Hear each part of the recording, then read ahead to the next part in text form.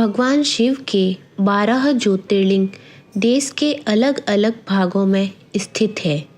इन्हें 12 ज्योतिर्लिंग के नाम से भी जाना जाता है। इन ज्योतिर्लिंग के दर्शन, पूजन, आराधना से भक्तों के जन्म जन्मांतर के सारे पाप समाप्त हो जाते हैं। वे भगवान शिव की कृपा के पात्र बनते हैं। श्री सोमनाथ गुजरात प्रांत के काठियावाड़ क्षेत्र में समुद्र के किनारे सोमनाथ नामक विश्व प्रसिद्ध मंदिर में यह ज्योतिर्लिंग स्थापित है। पहले यह क्षेत्र प्रभास क्षेत्र के नाम से जाना जाता था। यही भगवान श्री कृष्ण ने जरा नामक व्याध के बाण को निमित्त बनाकर अपनी लीला का स्मरण किया था। यहाँ के ज्योतिर्लिंग की कथा का पुराणों में इस प्रकार वर्णन है। दक्ष प्रजापति की 27 कन्याएं थीं। उन सभी का विवाह चंद्रदेव के साथ हुआ था, किंतु चंद्रमा का समस्त अनुराग व प्रेम उनमें से केवल रोहिणी के प्रति ही रहता था।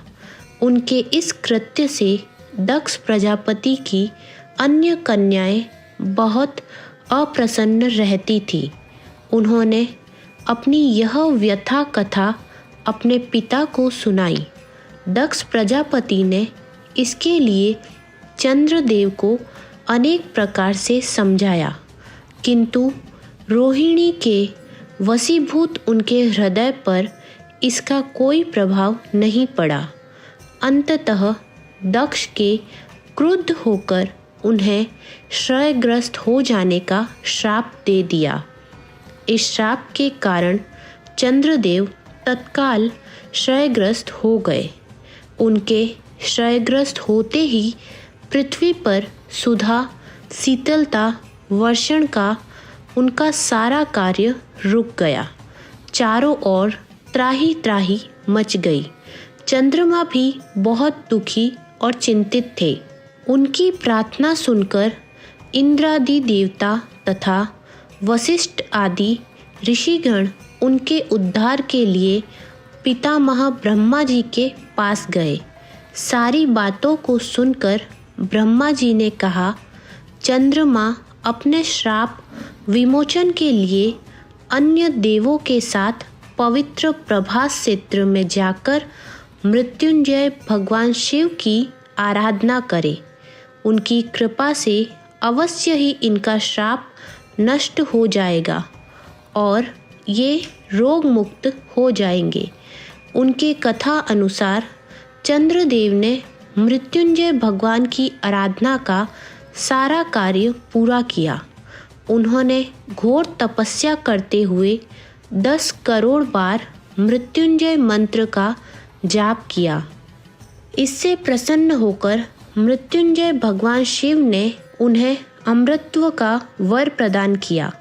उन्होंने कहा, चंद्रदेव तुम शोक न करो, मेरे वर से तुम्हारा श्राप मोचन तो होगा ही, साथ ही साथ प्रजापति दक्ष के वचनों की रक्षा भी हो जाएगी। कृष्ण पक्ष में प्रतिदिन तुम्हारी एक एक कला क्षीण होगी, किंतु पुनः शुक्ल पक्ष में उसी क्रम से तुम्हारी एक एक कला बढ़ जाया करेगी। इस प्रकार प्रत्येक पूर्णिमा को तुम्हें पूर्ण चंद्रत्व प्राप्त होता रहेगा। चंद्रमा को मिलने वाले इस वरदान से सारे लोकों के प्राणी प्रसन्न हो उठे। सुधाकर चंद्रदेव पुनः 10 दिशाओं में सुधा वर्षण का कार्य पूर्ववत से करने लगे।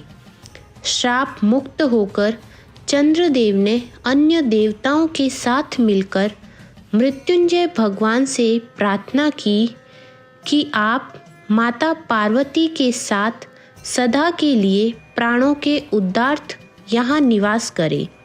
भगवान शिव उनकी इस प्रार्थना को स्वीकार करके ज्योतिर्लिंग के रूप में माता पार्वती जी के साथ तभी से यहाँ रहने लगे। पावन प्रभास क्षेत्र में स्थित इस सोमनाथ ज्योतिर्लिंग की महिमा महाभारत, श्रीमद् भगवत तथा स्कंद पुराण आदि में विस्तार से बताई गई है। चंद्रमा का एक नाम सोम भी है। उन्होंने भगवान शिव को ही अपना नाथ स्वामी मानकर यहाँ तपस्या की थी।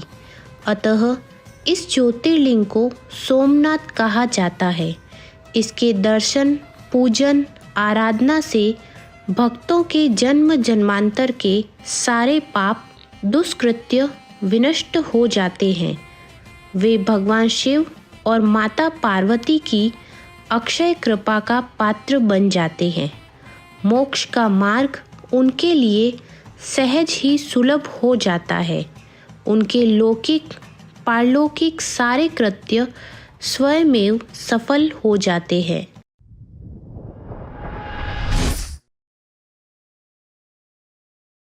श्री मल्लिकार्जुन आंध्र प्रदेश में कृष्णा नदी के तट पर दक्षिण कैलाश कहे जाने वाले श्री शैल पर्वत पर श्री मल्लिकार्जुन ज्योतिर्लिंग स्थित है। महाभारत, शिव पुराण तथा पद्म पुराण आदि धर्म ग्रंथों में इसकी महिमा, महत्ता का विस्तार से वर्णन किया गया है। पुराणों में इस ज्योतिर्लिंग की कथा इस प्रकार से वर्णित है। एक समय की बात है, भगवान शंकर जी के दोनों पुत्र श्री गणेश और श्री कार्तिकेय स्वामी विवाह के लिए परस्पर झगड़ रहे थे। प्रत्येक का आग्रह था कि पहले मेरा विवाह किया जाए। उन्हें लड़ते झगड़ते देखकर भगवान शंकर और माँ भवानी ने कहा, तुम लोगों में से जो पहले पूरी पृथ्वी का चक्कर लगाकर यहाँ वापस लौट आएगा, उसी का विवाह पहले किया जाएगा। माता पिता की यह बात सुनकर श्री कार्तिकेय स्वामी तो पहले अपने वाहन मयूर पर विराजित हो तुरंत पृथ्वी प्रदक्षिणा के लिए दौड़ पड़े। लेकिन गणेश जी के लिए तो यह कार्य बड़ा ही कठिन था। एक तो उनकी काया स्थूल थी और दूसरे उनके वाहन भी मूषक थे। भला वे दौड़ में कैसे जाते? स्वामी कार्तिकेय की बराबरी किस प्रकार कर पाते? लेकिन उनकी काया जितनी स्थूल थी, बुद्धि उसी के अनुपात में सूक्ष्म और तीक्ष्ण थी। उन्होंने अविलंब पृथ्वी की परिक्रमा का एक सुगम उपाय खोज निकाला। सामने बैठे माता पिता का पूजन करने के पश्चात उनकी 7 प्रदक्षिणाएं करके उन्होंने पृथ्वी प्रदक्षिणा का कार्य पूरा किया। उनका यह कार्य शास्त्रानुमोदित था। पूरी पृथ्वी का चक्कर लगाकर स्वामी कार्तिकेय जब तक लौटे तब तक गणेश जी का सिद्धि और बुद्धि नाम वाली 2 कन्याओं के साथ विवाह हो चुका था और उन्हें क्षेम तथा लाभ नामक 2 पुत्र भी प्राप्त हो चुके थे। यह सब देखकर स्वामी कार्तिकेय अत्यंत रुष्ट होकर कोज्ज पर्वत पर चले गए। माता पार्वती वहां उन्हें मनाने पहुंची। पीछे शंकर भगवान वहां पहुंचकर ज्योतिर्लिंग के रूप में प्रकट हुए। तब से मल्लिकार्जुन ज्योतिर्लिंग के नाम से प्रख्यात हुए। इनकी अर्चना सर्वप्रथम मल्लिका पुष्पों से की गई। मल्लिकार्जुन नाम पड़ने का यही कारण है।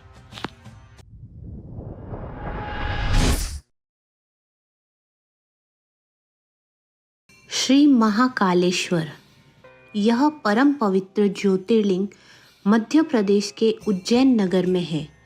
पुण्य सलिला क्षिप्रा नदी के तट पर स्थित उज्जैन प्राचीन काल में उज्जैनी के नाम से विख्यात था। इसे अवंतिकापुरी भी कहते हैं। यह भारत की परम पवित्र सप्तपुरियों में से एक है। महाभारत, शिव पुराण व स्कंद पुराण में महाकाल ज्योतिर्लिंग की महिमा का पूरे विस्तार के साथ वर्णन किया गया है। इस ज्योतिर्लिंग की कथा पुराणों में इस प्रकार वर्णित है। प्राचीन काल में उज्जैनी के राजा चंद्रसेन राज्य करते थे। वह परम शिव भक्त थे। एक दिन श्रीकर नामक एक 5 वर्ष का गोप बालक अपनी माँ के साथ उधर से गुजर रहा था। राजा का शिव पूजन देखकर उसे बहुत विस्मय और कौतूहल हुआ। वह स्वयं उसी प्रकार की सामग्रियों से शिव पूजन करने के लिए लालायित हो उठा। सामग्री का साधन न जुट पाने पर लौटते समय उसने रास्ते से एक पत्थर का टुकड़ा उठा लिया। घर आकर उसी पत्थर को शिव रूप में स्थापित कर पुष्प, चंदन आदि से श्रद्धापूर्वक उसकी पूजा करने लगा। माता भोजन करने के लिए बुलाने आई, किंतु वह पूजा छोड़कर उठने के लिए किसी भी प्रकार तैयार नहीं हुआ। अंत में माता ने झल्लाकर पत्थर का वह टुकड़ा उठाकर दूर फेंक दिया। इससे बहुत ही दुखी होकर वह बालक जोर जोर से भगवान शिव को पुकारता हुआ रोने लगा। रोते रोते अंत में बेहोश होकर वह वहीं गिर पड़ा। बालक की अपने प्रति यह भक्ति और प्रेम देखकर भोलेनाथ भगवान शिव अत्यंत प्रसन्न हो गए। बालक ने जैसे ही होश में आकर अपने नेत्र खोले तो उसने देखा कि उसके सामने एक बहुत ही भव्य और अति विशाल स्वर्ण और रत्नों से बना हुआ मंदिर खड़ा है। उस मंदिर के अंदर एक बहुत ही प्रकाशपूर्ण भास्वर तेजस्वी ज्योतिर्लिंग खड़ा है। बच्चा प्रसन्नता और आनंद से विभोर होकर भगवान शिव की स्तुति करने लगा। माता को जब यह समाचार मिला तब दौड़कर उसने अपने प्यारे लाल को गले से लगा लिया। पीछे राजा चंद्रसेन ने भी वहां पहुंचकर उस बच्चे की भक्ति और सिद्धि की बड़ी सराहना की। धीरे धीरे वहां बड़ी भीड़ जुट गई। इतने में उस स्थान पर हनुमान जी प्रकट हो गए। उन्होंने कहा, मनुष्यों, भगवान शंकर शीघ्र फल देने वाले देवताओं में सर्वप्रथम है। इस बालक की भक्ति से प्रसन्न होकर उन्होंने इसे ऐसा फल प्रदान किया है जो बड़े बड़े ऋषि मुनि करोड़ों जन्मों की तपस्या से भी प्राप्त नहीं कर पाते। इस गोप बालक की 8वीं पीढ़ी में धर्मात्मा नंद गोप का जन्म होगा। द्वापर युग में भगवान विष्णु कृष्ण अवतार लेकर उनके वहाँ तरह तरह की लीलाएं करेंगे। हनुमान जी इतना कहकर अंतर्ध्यान हो गए। उस स्थान पर नियम से भगवान शिव की आराधना करते हुए अंत में श्रीकर गोप और राजा चंद्रसेन शिव धाम को चले गए।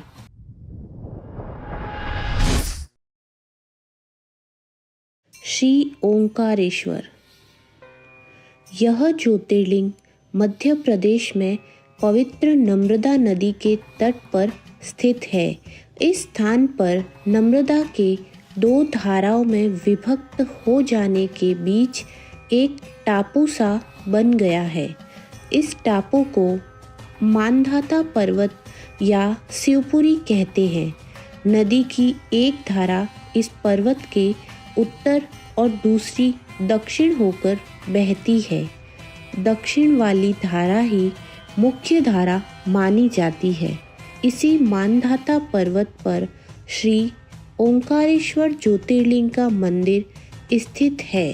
पूर्व काल में महाराजा मानधाता ने इसी पर्वत पर अपनी तपस्या से भगवान शिव को प्रसन्न किया था। इसी से इस पर्वत को मानधाता पर्वत कहा जाने लगा।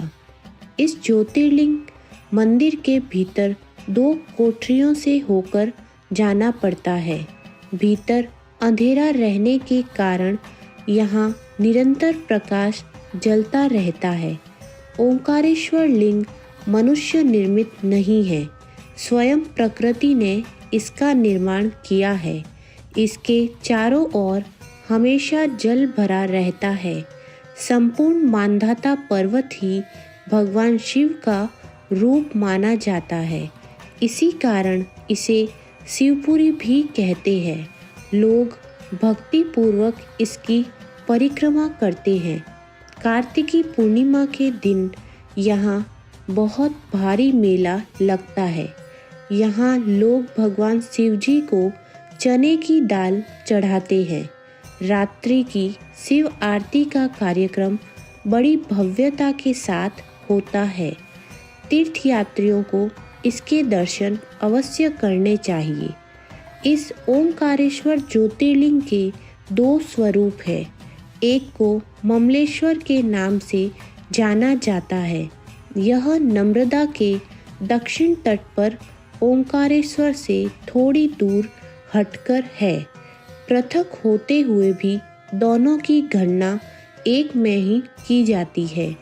लिंग के 2 स्वरूप होने की कथा पुराणों में इस प्रकार दी गई है। एक बार विंध्य पर्वत ने पार्थिव अर्चना के साथ भगवान शिव की 6 मास तक कठिन उपासना की। उनकी इस उपासना से प्रसन्न होकर भूत भावन शंकर जी वहाँ प्रकट हुए। उन्होंने विंध्य को उनके मनोवांछित वर प्रदान किए। विंध्याचल की इस वर प्राप्ति के अवसर पर वहाँ बहुत से ऋषिगण और मुनि भी पधारे। उनकी प्रार्थना पर शिवजी ने अपने ओंकारेश्वर नामक लिंग के 2 भाग किए। एक का नाम ओंकारेश्वर और दूसरे का नाम अमलेश्वर पड़ा। दोनों लिंगों का स्थान मंदिर पृथक होते भी दोनों की सत्ता और स्वरूप एक ही माना गया है।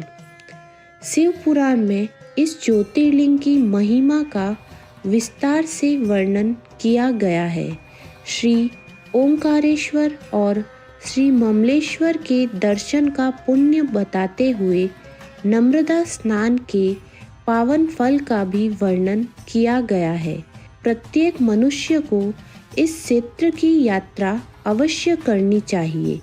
लौकिक पारलौकिक दोनों प्रकार के उत्तम फलों की प्राप्ति भगवान ओंकारेश्वर की कृपा से सहज हो जाती है। अर्थ, धर्म, काम, मोक्ष के सभी साधन उसके लिए सहज ही सुलभ हो जाते हैं। अंततः लोकेश्वर महादेव भगवान शिव के परम धाम की प्राप्ति भी हो जाती है। भगवान शिव तो भक्तों पर अकारण ही कृपा करने वाले हैं। फिर जो लोग यहाँ आकर उनके दर्शन करते हैं, उनके सौभाग्य के विषय में क्या ही कहना। उनके लिए सभी प्रकार के उत्तम पुण्य मार्ग सदा सदा के लिए खुल जाते हैं।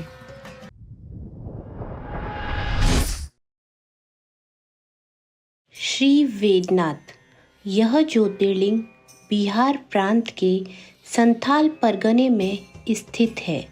शास्त्र और लोक दोनों में उनकी बड़ी प्रसिद्धि है। इसकी स्थापना के विषय में यह कथा कही जाती है।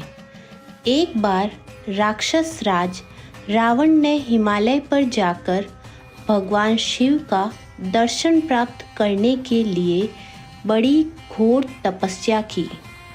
उसने एक एक करके अपने सिर काटकर शिवलिंग पर चढ़ाना शुरू किए। इस प्रकार उसने अपने 9 सिर वहाँ काटकर चढ़ा दिए।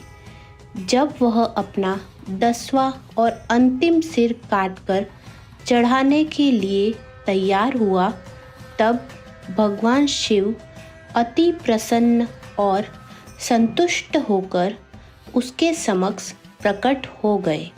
शीश काटने को उद्यत रावण का हाथ पकड़कर उन्होंने उसे ऐसा करने से रोक दिया।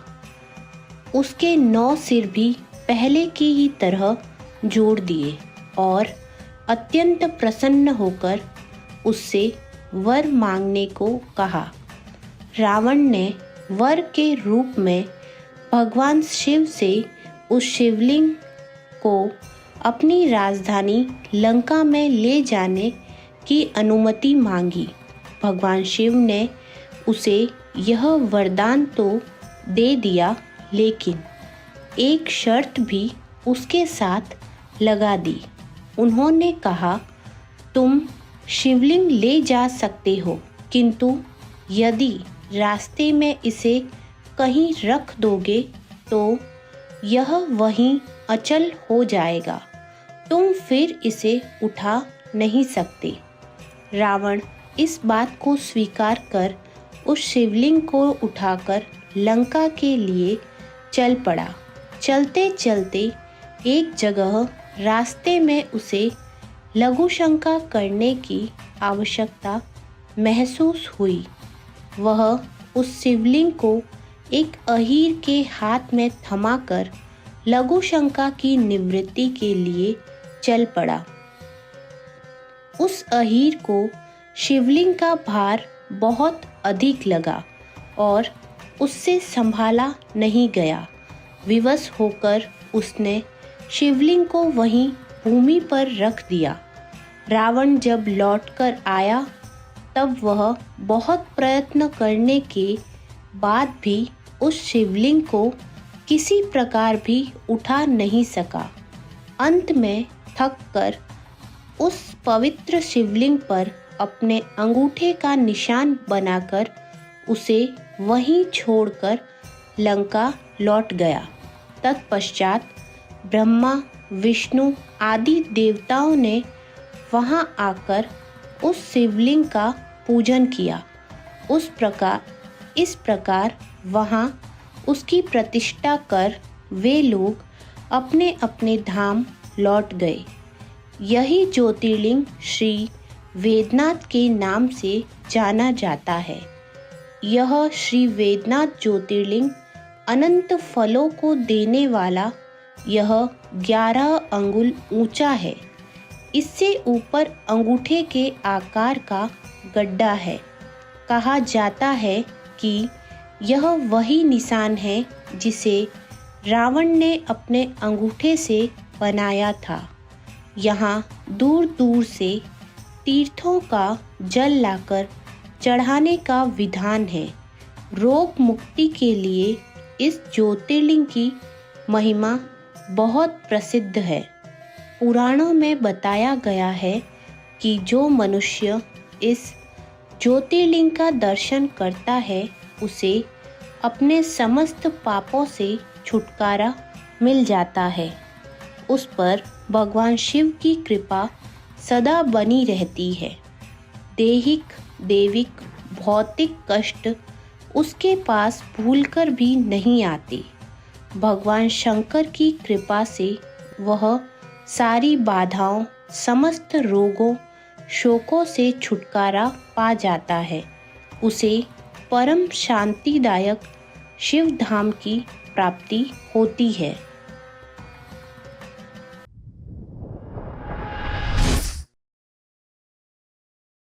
श्री भीमेश्वर। यह ज्योतिर्लिंग पुणे से लगभग 100 किलोमीटर दूर सह्याद्री की पहाड़ी पर स्थित है। इसे भीमा शंकर भी कहते हैं। इस ज्योतिर्लिंग की स्थापना के विषय में शिव पुराण में यह कथा वर्णित है। प्राचीन काल में भीम नामक एक महाप्रतापी राक्षस था। वह कामरूप प्रदेश में अपनी माँ के साथ रहता था।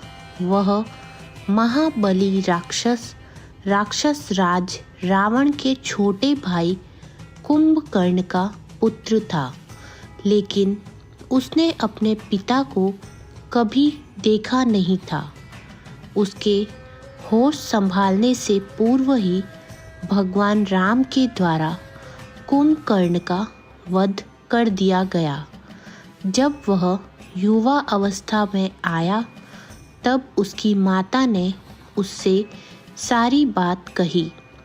भगवान विष्णु के अवतार श्री रामचंद्र जी द्वारा अपने पिता के वध की बात सुनकर वह महाबली राक्षस अत्यंत संतप्त और क्रुद्ध हो उठा।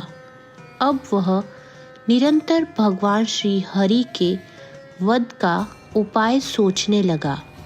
उसने अपने अभिष्ट की प्राप्ति के लिए 1000 वर्ष तक कठिन तपस्या की। उसकी तपस्या से प्रसन्न होकर ब्रह्मा जी ने उसे लोक विजय होने का वर दे दिया। अब तो वह राक्षस ब्रह्मा जी के उस वर के प्रभाव से सारे प्राणियों को पीड़ित करने लगा। उसने देवलोक पर आक्रमण करके इंद्र आदि सारे देवताओं को वहां से बाहर निकाल दिया। पूरे देवलोक पर अब भीम का अधिकार हो गया। इसके बाद उसने भगवान श्री हरि को भी युद्ध में परास्त किया। श्री हरि को पराजित करने के पश्चात उसने कामरूप के परम शिव भक्त राजा सुतषेण पर आक्रमण करके उन्हें मंत्रियों अनुचरों सहित बंदी बना लिया। इस प्रकार धीरे धीरे उसने सारे लोकों पर अपना अधिकार जमा लिया। उसके अत्याचार से वेदों, पुराणों, शास्त्रों और स्मृतियों का सर्वत्र एकदम लोप हो गया। वह किसी को भी धार्मिक कृत्य नहीं करने देता था। इस प्रकार यज्ञ, दान, तप, स्वाध्याय आदि के सारे काम एकदम रुक गए। भीम के अत्याचार की भीषणता से घबराकर ऋषि मुनि और देवगण भगवान शिव की शरण में गए और उनसे अपना तथा अन्य सारे प्राणियों का दुख कहा। उनकी यह प्रार्थना सुनकर भगवान शिव ने कहा, मैं शीघ्र ही उस अत्याचारी राक्षस का संहार करूंगा। उसने मेरे प्रिय भक्त कामरूप नरेश सुदक्षिण को भी सेवकों सहित बंदी बना लिया है। वह अत्याचारी असुर अब और अधिक जीवित रहने का अधिकारी नहीं है। भगवान शिव के यह आश्वासन पाकर ऋषि मुनि और देवगण अपने अपने स्थान वापस चले गए। इधर राक्षस भीम के बंदीगृह में पड़े हुए राजा सुदक्षिण ने भगवान शिव का ध्यान किया। वह अपने सामने पार्थिव शिवलिंग रखकर अर्चना कर रहे थे। उन्हें ऐसा करता देख क्रोधोन्मत्त होकर राक्षस भीम ने अपनी तलवार से उस पार्थिव शिवलिंग पर प्रहार किया, किंतु उसकी तलवार का स्पर्श उस शिवलिंग से हो भी नहीं पाया कि उसके भीतर से साक्षात शंकर जी वहाँ प्रकट हो गए। उन्होंने अपनी हुंकार मात्र से उस राक्षस को वहीं जलाकर भस्म कर दिया। भगवान शिव जी का यह अद्भुत कृत्य देखकर सारे ऋषि मुनि और देवगण वहाँ एक होकर उनकी स्तुति करने लगे। उन लोगों ने भगवान शिव से प्रार्थना की कि हे महादेव, आप लोक कल्याणार्थ अब सदा के लिए यहीं निवास करें। यह क्षेत्र शास्त्रों में अपवित्र बताया गया है। आपके निवास से यह परम पवित्र पुण्य क्षेत्र बन जाएगा। भगवान शिव ने सबकी यह प्रार्थना स्वीकार कर ली। वहाँ यह ज्योतिर्लिंग के रूप में सदा के लिए निवास करने लगे। उनका यह ज्योतिर्लिंग भीमेश्वर के नाम से विख्यात हुआ।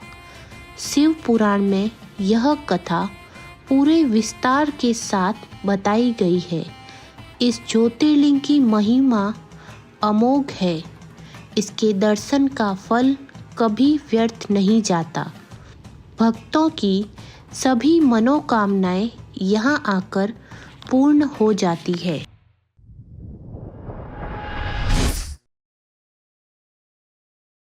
श्री रामेश्वर। इस ज्योतिर्लिंग की स्थापना मर्यादा पुरुषोत्तम भगवान श्री रामचंद्र जी ने की। स्कंद पुराण में इसकी महिमा विस्तार से वर्णित है। इसके विषय में यह कथा कही जाती है। जब भगवान श्री रामचंद्र जी लंका पर चढ़ाई करने के लिए जा रहे थे, तब इसी स्थान पर उन्होंने समुद्र की बालू से शिवलिंग बनाकर उसका पूजन किया था। ऐसा भी कहा जाता है कि इस स्थान पर ठहरकर भगवान राम जल पी रहे थे कि आकाशवाणी हुई कि मेरी पूजा किए बिना ही जल पीते हो। इस वाणी को सुनकर भगवान श्री राम ने बालू से शिवलिंग बनाकर उसकी पूजा की तथा भगवान शिव से रावण पर विजय प्राप्त करने का वर मांगा। उन्होंने प्रसन्नता के साथ यह वर भगवान श्री राम को दे दिया। भगवान शिव ने लोक कल्याण ज्योतिर्लिंग के रूप में वहाँ निवास करने की सबकी प्रार्थना भी स्वीकार कर ली। तभी से यह ज्योतिर्लिंग यहाँ विराजमान है।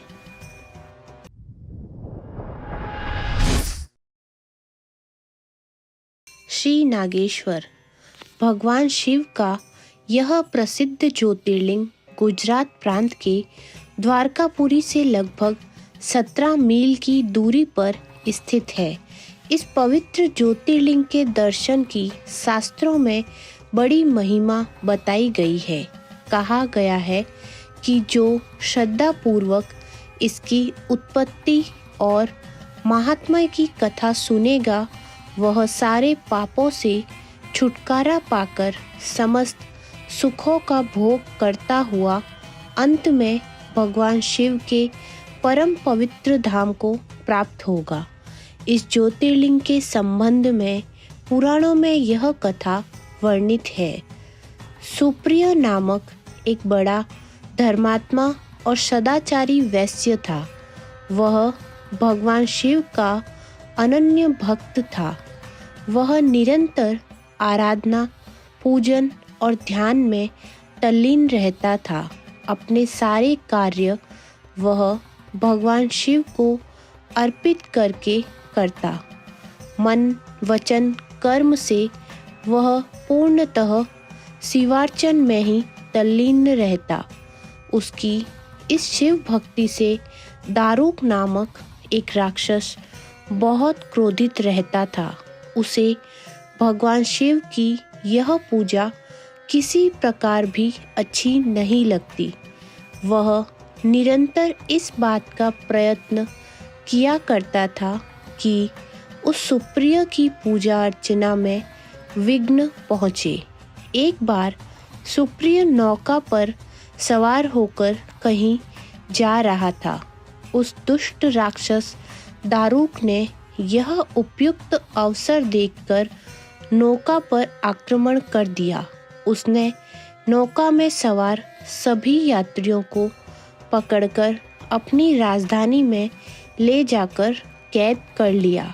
सुप्रिय कारागार में भी अपने नित्य नियम के अनुसार भगवान शिव की पूजा आराधना करने लगा। अन्य बंदी यात्रियों को भी वह शिव भक्ति की प्रेरणा देने लगा। दारुक ने जब अपने सेवकों से सुप्रिय के विषय में यह समाचार सुना, तब वह अत्यंत क्रुद्ध होकर उस कारागार में आ पहुंचा। सुप्रिय उस समय भगवान शिव के चरणों में ध्यान लगाए हुए दोनों आंखें बंद किए बैठा था। उस राक्षस ने उसकी यह मुद्रा देखकर अत्यंत भीषण स्वर में उसे डांटते हुए कहा, अरे दुष्ट वैश्य, तू आंखें बंद कर इस समय यहाँ कौन से उपद्रव और षड्यंत्र करने की बातें सोच रहा है। उसके यह कहने पर भी धर्मात्मा शिव भक्त सुप्रिय की समाधि भंग नहीं हुई। अब तो वह दारुक राक्षस क्रोध से एकदम पागल हो उठा। उसने तत्काल अपने अनुचरों को सुप्रिय तथा अन्य सभी बंदियों को मार डालने का आदेश दिया। सुप्रिय उसके इस आदेश से जरा भी विचलित और भयभीत नहीं हुआ। वह एकाग्र मन में अपनी और अन्य बंदियों की मुक्ति के लिए भगवान शिव से प्रार्थना करने लगा। उसे यह पूर्ण विश्वास था कि मेरे आराध्य भगवान शिवजी इस विपत्ति से मुझे अवश्य ही छुटकारा दिलाएंगे। उसकी प्रार्थना सुनकर भगवान शंकर जी तत्क्षण उस कारागार में एक ऊंचे स्थान से एक चमकते हुए सिंहासन पर स्थित होकर ज्योतिर्लिंग के रूप में प्रकट हो गए। उन्होंने इस प्रकार सुप्रिय को दर्शन देकर उसे अपना पाशुपत अस्त्र भी प्रदान किया। इस अस्त्र से राक्षस दारुक तथा उसके सहायक का वध करके सुप्रिय शिव धाम को चला गया। भगवान शिव के आदेश अनुसार इस ज्योतिर्लिंग का नाम नागेश्वर पड़ा।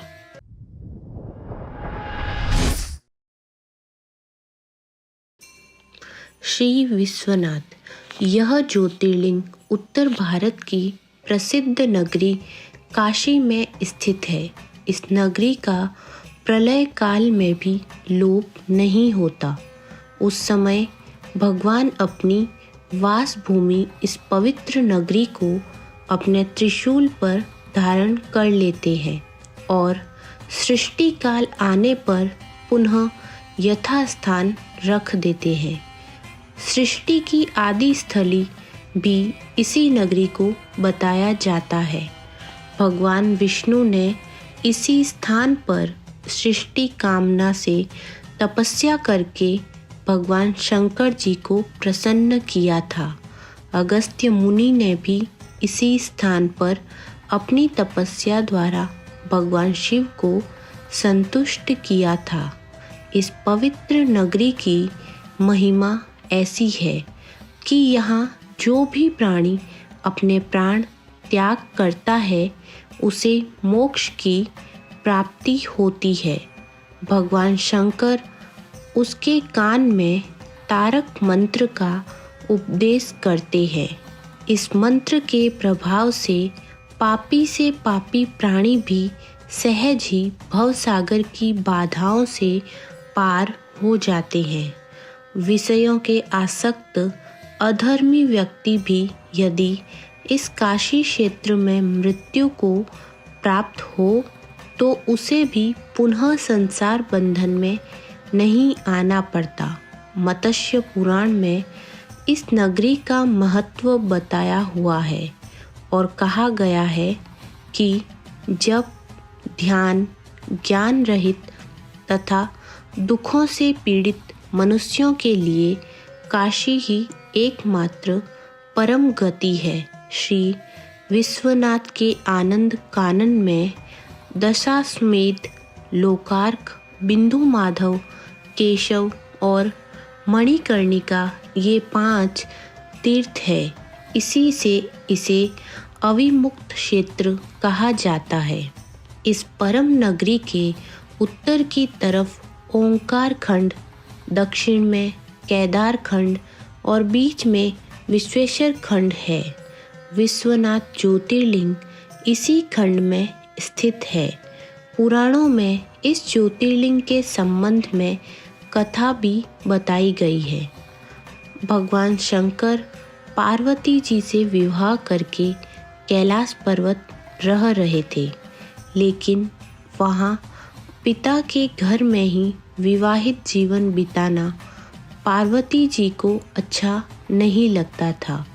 एक दिन उन्होंने भगवान शिव से कहा, आप मुझे अपने घर ले चलिए, यहाँ रहना मुझे अच्छा नहीं लगता। सारी लड़कियाँ शादी के बाद अपने पति के घर जाती है, मुझे पिता के घर में नहीं रहना। भगवान शिव ने उनकी यह बात स्वीकार कर ली। माता पार्वती जी को साथ लेकर अपनी पवित्र नगरी काशी में आ गए। यहाँ आकर वे विश्वनाथ ज्योतिर्लिंग के रूप में स्थापित हो गए। इस ज्योतिर्लिंग के दर्शन पूजन द्वारा मनुष्य समस्त पापों तापों से छुटकारा पा जाता है। प्रतिदिन नियम से श्री विश्वनाथ के दर्शन करने वाले भक्तों के योग क्षेम का समस्त भार भगवान शंकर अपने ऊपर ले लेते हैं। ऐसा भक्त उनके परम धाम का अधिकारी बन जाता है। भगवान शिव जी की कृपा उस पर सदैव बनी रहती है।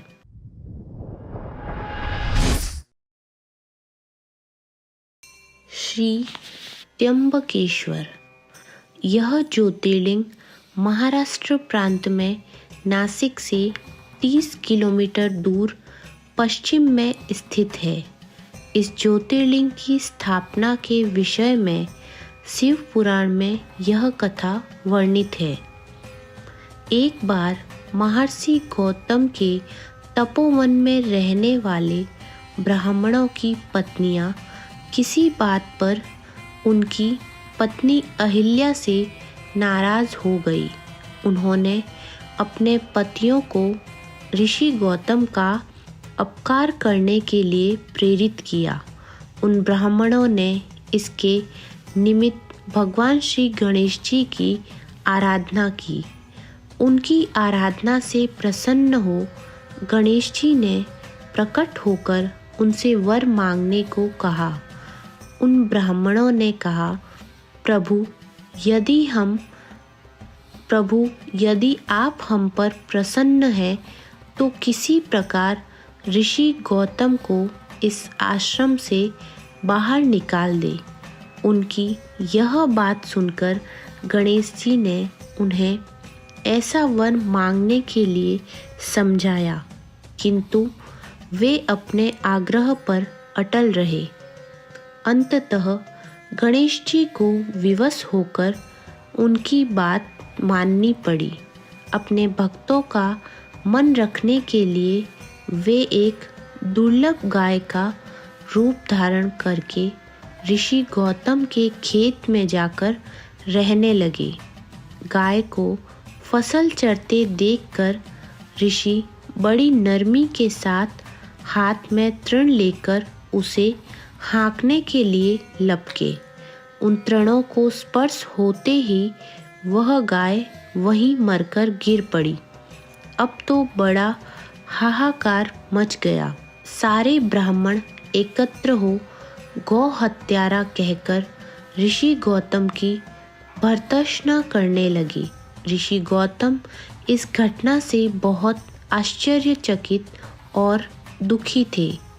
अब उन सारे ब्राह्मणों ने कहा कि तुम यह आश्रम छोड़कर अन्यत्र कहीं दूर चले जाओ। गौ हत्यारे के निकट रहने से हमें भी पाप लगेगा। विवश होकर ऋषि गौतम अपनी पत्नी अहिल्या के साथ वहाँ से कोसों दूर जाकर रहने लगे, किंतु उन ब्राह्मणों ने वहाँ भी उनका रहना दुर्भर कर दिया। वे कहने लगे, गौ हत्या के कारण तुम्हें अब वेद पाठ और यज्ञ आदि के कार्य करने का कोई अधिकार नहीं रह गया। अत्यंत अनुनय भाव से ऋषि गौतम ने उन ब्राह्मणों से प्रार्थना की कि आप लोग मेरे प्रायश्चित और उद्धार का कोई उपाय बताइए।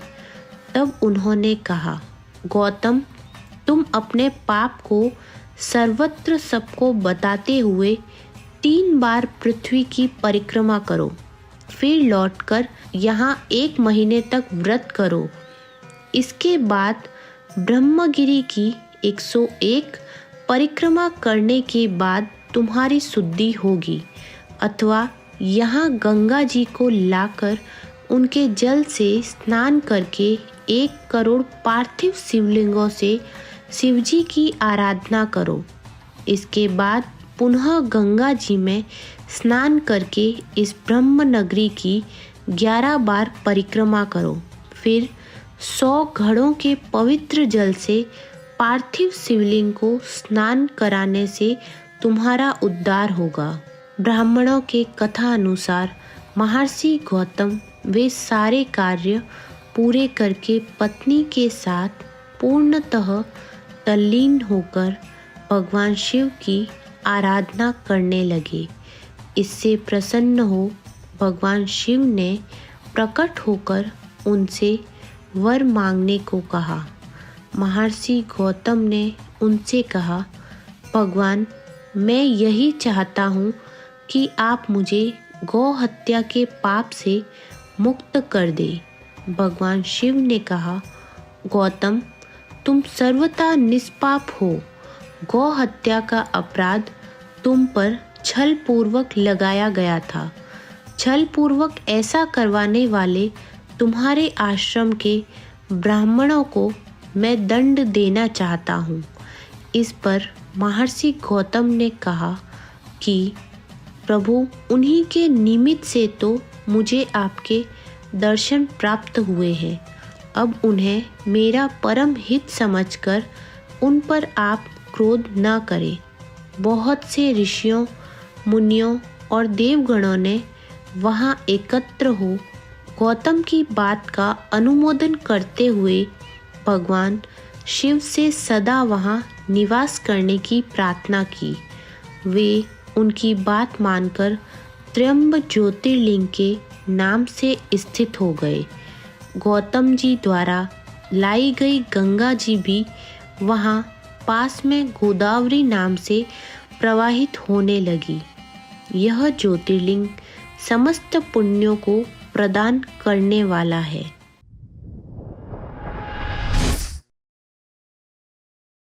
श्री केदारनाथ। यह ज्योतिर्लिंग पर्वतराज हिमालय की केदार नामक चोटी पर स्थित है। पुराणों एवं शास्त्रों में श्री केदारेश्वर ज्योतिर्लिंग की महिमा का वर्णन बारंबार किया गया है। यहाँ की प्राकृतिक शोभा देखते ही बनती है। इस चोटी के पश्चिम भाग में पुण्यमती मंदाकिनी नदी के तट पर स्थित केदारेश्वर महादेव का मंदिर अपने स्वरूप से ही हमें धर्म और अध्यात्म की ओर बढ़ने का संदेश देता है। चोटी के पूर्व में अलकनंदा के सुरमय तट पर बद्रीनाथ का परम प्रसिद्ध मंदिर है। अलकनंदा और मंदाकिनी ये दोनों नदियाँ नीचे रुद्रप्रयाग में आकर मिल जाती है। दोनों नदियों की यह संयुक्त धारा और नीचे देवप्रयाग में आकर भागीरथी गंगा से मिल जाती है। इस प्रकार परम पावन गंगा जी में स्नान करने वालों को भी श्री केदारेश्वर और बद्रीनाथ के चरणों को धोने वाले जल का स्पर्श सुलभ हो जाता है।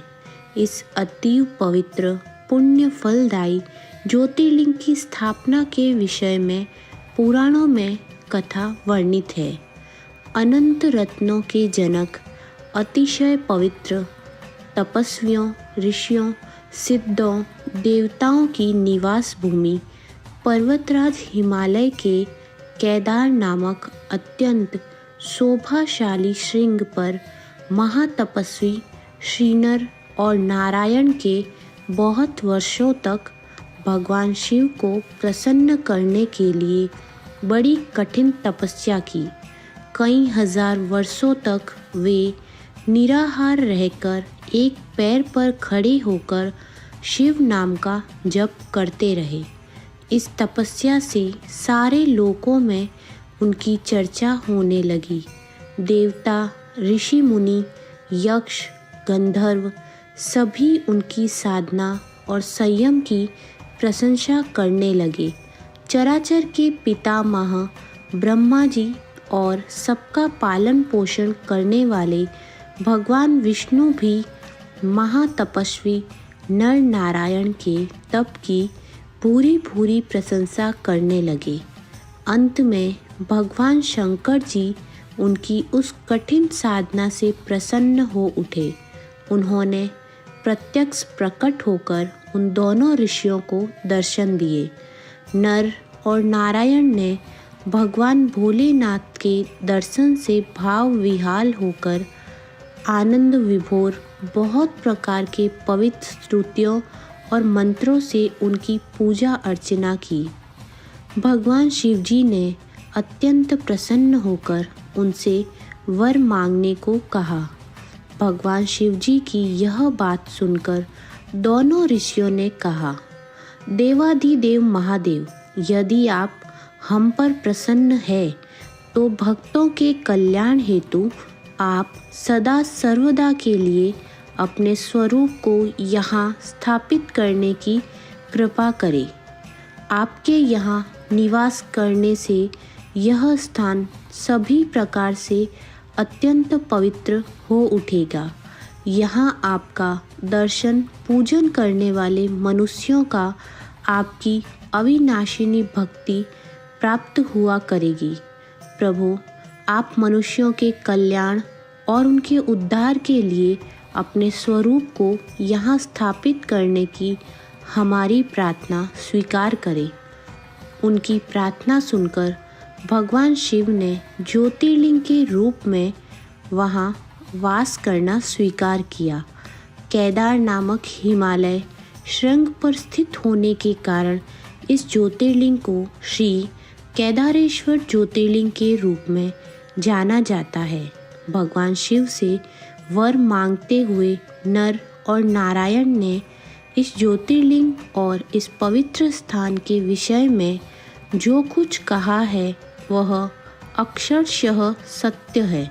इस ज्योतिर्लिंग के दर्शन, पूजन तथा स्नान करने से भक्तों को लौकिक फलों की प्राप्ति होने के साथ अचल शिव भक्ति तथा मोक्ष की प्राप्ति भी हो जाती है।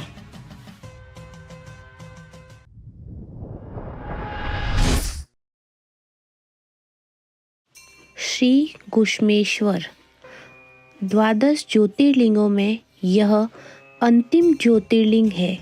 इसे गुष्मेश्वर या गुष्णेश्वर भी कहा जाता है।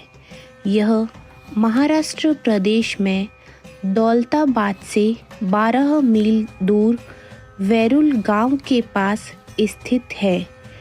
इस ज्योतिर्लिंग के विषय में पुराणों में यह कथा वर्णित है।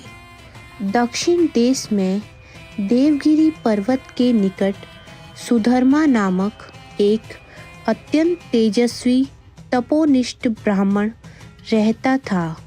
उसकी पत्नी का नाम सुदेहा था। दोनों में परस्पर बहुत प्रेम था। किसी प्रकार का कोई कष्ट उन्हें नहीं था, लेकिन उन्हें कोई संतान नहीं थी। ज्योतिष गणना से पता चला कि सुदेहा के गर्भ से संतान उत्पत्ति हो ही नहीं सकती। सुदेहा संतान की बहुत ही इच्छुक थी।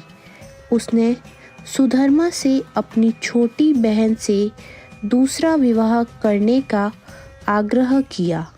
पहले तो सुधर्मा को यह बात नहीं जची, लेकिन अंत में उन्हें पत्नी की जिद के आगे झुकना ही पड़ा।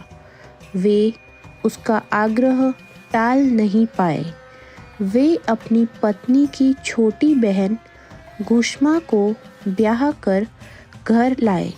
गुस्मा अत्यंत विनीत और सदाचारिणी स्त्री थी। वह भगवान शिव की अनन्य भक्त थी।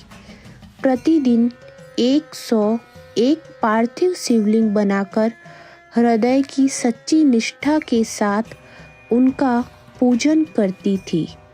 भगवान शिव जी की कृपा से थोड़े ही दिन बाद उसके गर्भ से अत्यंत सुंदर और स्वस्थ बालक ने जन्म लिया। बच्चे के जन्म से सुदेहा और गुस्मा दोनों के ही आनंद का पार न रहा। दोनों के दिन बड़े आराम से बीत रहे थे, लेकिन न जाने कैसे थोड़े ही दिनों बाद सुदेहा के मन में एक कुविचार ने जन्म ले लिया। वह सोचने लगी, मेरा तो इस घर में कुछ है नहीं, सब कुछ गुस्मा का है। अब तक सुधर्मा के मन का कुविचार रूपी अंकुर एक विशाल वृक्ष का रूप ले चुका था। अंततः एक दिन उसने गुस्मा के युवा पुत्र को रात में सोते समय मार डाला। उसके शव को ले जाकर उसने उसी तालाब में फेंक दिया जिसमें गुस्मा प्रतिदिन पार्थिव शिवलिंगों को फेंका करती थी। मेरे पति पर भी उसने अधिकार जमा लिया, संतान भी उसी की है। यह कुविचार धीरे धीरे उसके मन में बढ़ने लगा। इधर गुस्मा का वह बालक भी बड़ा हो रहा था। धीरे धीरे वह जवान हो गया। उसका विवाह भी हो गया। अब तक सुधर्मा के मन का कुविचार रूपी अंकुर एक विशाल रूप ले चुका था। अंततः एक दिन उसने गुस्मा के युवा पुत्र को रात में सोते समय मार डाला। उसके शव को ले जाकर उसी तालाब में फेंक दिया जिसमें गुस्मा प्रतिदिन पार्थिव शिवलिंगों को फेंका करती थी। सुबह होते ही सबको इस बात का पता लगा। पूरे घर में कोहराम मच गया। सुधर्मा और उसकी पुत्रवधू दोनों सिर पीटकर फूट फूट कर रोने लगी, लेकिन गुस्मा नित्य की भांति भगवान शिव की आराधना में तल्लीन रही, जैसे कुछ हुआ ही न हो। पूजा समाप्त होने के बाद वह पार्थिव शिवलिंगों को तालाब में छोड़ने के लिए चल पड़ी। जब वह तालाब से लौटने लगी, उसी समय उसका प्यारा लाल तालाब के भीतर से निकलकर आता हुआ दिखाई पड़ा। वह सदा की भांति आकर गुस्मा के चरणों पर गिर पड़ा, जैसे कहीं आसपास ही घूमकर आ रहा हो। इसी समय भगवान शिव भी वहां प्रकट होकर गुस्मा से वर मांगने को कहने लगे। वह सुदेहा की घिनौनी करतूत से अत्यंत क्रुद्ध हो उठे थे। अपने त्रिशूल द्वारा उसका गला काटने को उद्यत दिखलाई दे रहे थे। गुस्मा ने हाथ जोड़कर भगवान शिव से कहा, प्रभु, यदि आप मुझ पर प्रसन्न हैं तो मेरी उस अभागिन बहन को क्षमा कर दे। निश्चित ही उसने अत्यंत जघन्य पाप किया है, किंतु आपकी दया से मुझे मेरा पुत्र वापस मिल गया। अब आप उसे क्षमा करें प्रभु। मेरी एक प्रार्थना और है, लोक कल्याण के लिए आप इस स्थान पर सर्वदा के लिए निवास करें। भगवान शिव ने उसकी ये दोनों बातें स्वीकार कर ली। ज्योतिर्लिंग के रूप में प्रकट होकर वह वहीं निवास करने लगे। सती शिव भक्त गुस्मा के आराध्य होने के कारण वे यहाँ घुश्मेश्वर महादेव के नाम से विख्यात हुए। घुश्मेश्वर ज्योतिर्लिंग की महिमा पुराणों में बहुत विस्तार से वर्णित की गई है। इनका दर्शन लोक परलोक दोनों के लिए अमोघ फलदायी है।